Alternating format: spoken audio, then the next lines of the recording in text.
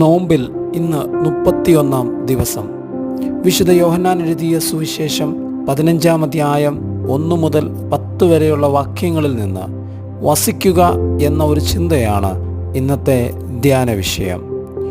ദൈവരാജ്യ പ്രവർത്തനത്തെ ചലനാത്മകമാക്കുന്ന ഘടകങ്ങളിൽ ഒന്നാണ് ദൈവത്തോടുള്ള നമ്മുടെ ബന്ധം. അത് പകൽ പോലെ വ്യക്തവും സമുദ്രം പോലെ ആഴമുള്ളതുമാകണം. കൊമ്പും മുന്തിരിവള്ളിയും തമ്മിലുള്ള ബന്ധം ഏറെ ദൃഢമായിരിക്കുന്നത് പോലെ വിശ്വാസികളായ നാമും ദൈവവും തമ്മിലുള്ള ബന്ധമാണ് നമ്മുടെ ജീവിതത്തിൻ്റെ ഫലത്തെ അടയാളപ്പെടുത്തുന്നത്. നാം എന്തെങ്കിലും നല്ല പ്രവൃത്തികൾ ഈ ലോകത്ത് ചെയ്യുന്നുവെങ്കിൽ അത് നമ്മുടെ വ്യക്തിപരമായ എന്തെങ്കിലും ഗുണം കൊണ്ടോ നമുക്ക് എന്തെങ്കിലും നേട്ടമുണ്ടാകുവാനോ അല്ല ചെയ്യുന്നതും ചെയ്യേണ്ടതും. പിന്നെയോ ദൈവവുമായുള്ള ആഴമായ ബന്ധമാണ് ഫലദായക ജീവിതത്തിന് നമ്മെ പ്രചോദിപ്പിക്കുന്ന ഘടകം. പാരസ്പര്യതയിലും കൂട്ടായ്മയിലുമാണ് ഫലം മധുരമുള്ളതായി തീരുന്നത്.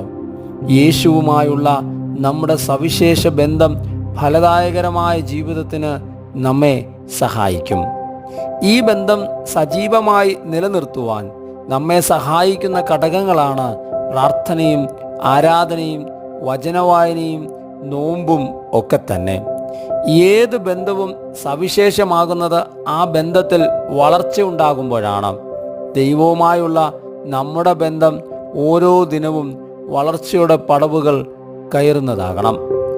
ദൈവസ്നേഹത്തിൽ വസിച്ച് ദൈവസ്നേഹം ലോകത്തിന് പകർന്നു നൽകിയവരിൽ ഒരാളാണ് ഏമി കാർമിക്കൽ.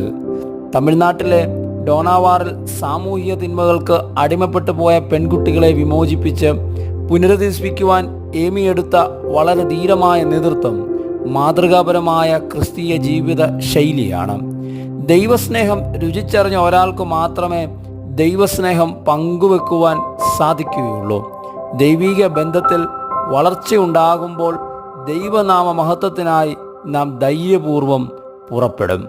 ലോകത്തിൻ്റെ നന്മയ്ക്കും വീണ്ടെടുപ്പിനുമായി ഇടപെടുന്ന ദൈവത്തിൻ്റെ അളവറ്റ സ്നേഹത്തെപ്പറ്റി ഉത്തമ ബോധ്യമുള്ളവരാകാം. നമ്മുടെ പ്രയത്നങ്ങൾ ദൈവത്തെ കൂടാതെ നിഷ്ഫലമാണെന്ന് തിരിച്ചറിയാം. ദൈവത്തോട് ചേർന്ന് അവനിൽ വസിച്ച് ഊർജം സ്വീകരിച്ചുകൊണ്ട് ഈ ലോകത്തിൽ ദൈവരാജ്യ പ്രവർത്തനങ്ങൾ പങ്കാളികളായി തീരാം. അതിന് ദൈവം നമ്മെ സഹായിക്കട്ടെ.